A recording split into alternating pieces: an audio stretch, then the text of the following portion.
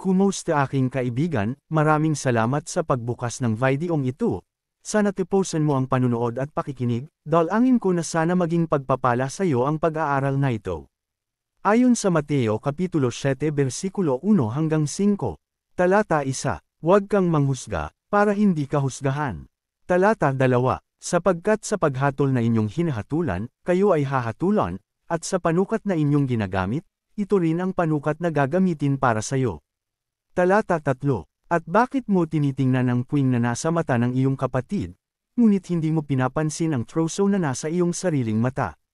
Talata 4, o paano mo masasabi sa iyong kapatid, hayaan mong alisin ko ang puwing sa iyong mata, at, narito, may troso sa iyong sariling mata.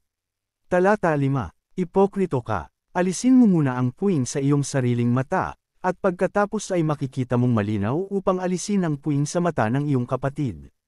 Hangga't mayroon tayong malupit na kritikal na espiritu, wala tayong kakayahang tumulong sa iba. Ang mismong saloobin natin ay isang tabla na maaaring nasa ating mata. Ang mataas na pagtatansya ng ating sarili ay ginagawa tayong parang bulag na oculist na sinusubukang magreseta ng salamin para sa iba.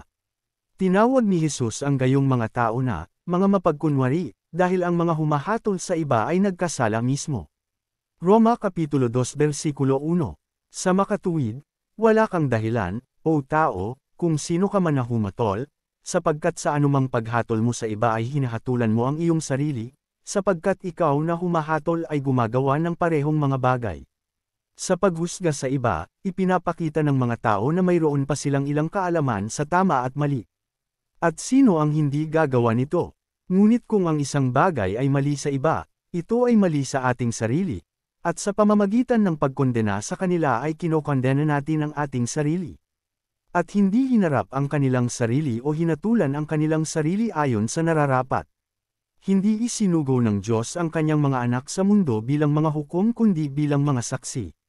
Ayon mga Gawa Kapitulo 1 versikulo 8, tatanggap kayo ng kapangyarihan pagdating sa inyo ng banal na espiritu, at kayo ay magiging mga saksi ko sa Jerusalem at sa buong Judea at Samaria at hanggang sa kahulahulihang bahagi ng lupa. Nakita ng sarili nilang mga mata, at itinuro nila kung ano ang narinig nilang itinuro niya.